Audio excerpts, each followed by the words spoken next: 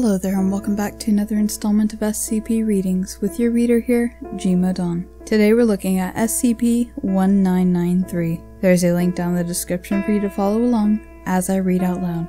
SCP-1993 is a human right leg, severed at an angle beginning above the knee and descending to the patella. Examination of the leg has shown the presence of a small tattoo on the exterior side of the ankle, depicting a compass with the needle pointing to the southeast. Instances of SCP-1993 have been observed to decay at the normal rate for a severed limb. All humans making visual contact with SCP-1993 will become immediately convinced that SCP-1993 is their leg, amputated from them at some point in the past and replaced with a simulacrum. Affected individuals will have no explanation as to how, when, or under what circumstances their leg was removed, but in no instance has any individual been disabused of the idea once exposed to SCP-1993. If permitted physical access to SCP-1993, individuals will find some manner of removing their own leg above the knee. Documented incidents have seen individuals applying tourniquets and performing amputations with improvised sharpened pieces of metal,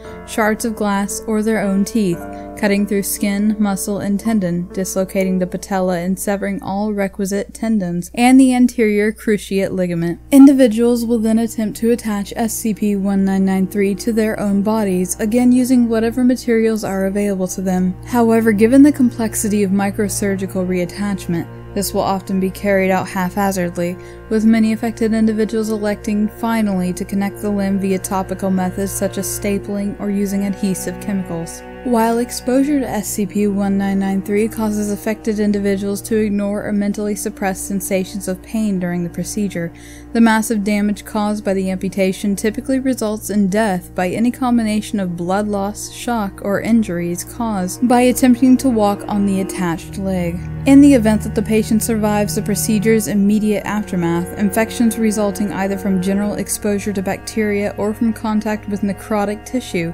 will typically prove lethal without immediate medical treatment. Current experimentation suggests that the anomalous phenomenon associated with SCP-1993 transfers from the former leg to the newly amputated one at some point during the procedure. The exact point of transition is unknown, but former instances of SCP-1993 can be removed from the containment chamber without anomalous effect once another leg is left behind. This second leg can now be identified as SCP-1993. All instances thus removed have had a compass rose tattoo on the ankle. Addendum 1993-A Testing Log. Test 1993-2. Personnel D65451, D85165. Supplies provided: standard surgical equipment, sterilized forceps, scalpels, bowls, running water. Description: D65415 entered testing chamber as instructed and accessed SCP-1993. Subject was heard to audibly gasp. Despite prompting, subject was unable to describe what she was seeing at the time and refused to respond verbally. Approximately 20 minutes passed with D65451 in the containment chamber, accompanied by sounds of grunting and dripping, followed by a loud crash. D85165 instructed to enter testing chamber and retrieve D65451 from SCP-1993's containment area. D85165 entered testing chamber as instructed. Approximately 23 minutes passed with D85165 in the containment chamber, accompanied by sounds of audible pain, squeaking, and finally an unidentified loud, repetitive, metallic thumping sound. D85165 exited containment dragging D65451, unconscious from blood loss in the former instance of SCP-1993 attached to the severed end of D65451's thigh. D85165 was found to have amputated his own leg and replaced it with that of D65451, using a Black & Decker brand staple gun to make the connection. Notes: at no point was any staple gun introduced into the testing chamber. Further tests are to require stricter searching of personnel involved. Test 1993-6. Personnel: D1951, D8923, D2678, D1864.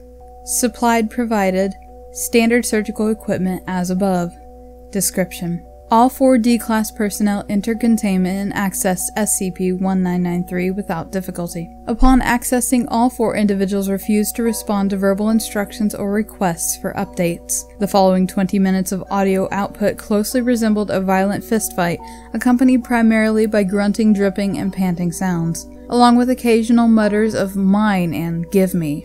26 minutes into the recording, screaming becomes audible. Screaming continues for 3 minutes, followed by 2 minutes of begging, 30 seconds of a squirting sound, and silence. Further grunting and dripping sounds are heard for 18 minutes, followed by an unidentified sound for 45 seconds. D-8923 exited containment with the previous instance of SCP-1993 connected to his leg via duct tape. 3 minutes later, DNA analysis confirmed the leg's owner as D51684. Notes: at no point was any duct tape introduced into the testing chamber. Further tests suspended indefinitely. I love coming across SCPs that just give me a very disturbed vibe, and this is one of them. There's something about amputations in general that really make every part of my body cringe just thinking about it. And this is only that much worse considering the implications of sewing on a different leg onto yourself right after cutting your own leg off. It's odd that within the testing logs that 20-some odd minutes passed before the subjects had gotten the new leg onto themselves each time. Even more curious is that they used items that weren't provided. They actually used much more medieval and crude methods than the safer and cleaner ones. There's something disturbing about that perhaps this SCP is some sort of mimetic entity that is trying to drive those around it to inevitably kill themselves. Perhaps it's manifested within the compass tattoo that is said to appear on each new leg once it's amputated. There's a lot of questions left for this SCP, but I like when SCPs are able to do that. Otherwise, SCPs just wouldn't be as interesting as they are. So that has been SCP-1993. Thank you for joining me on this reading. Like, comment, subscribe, and I will see you guys in the next one.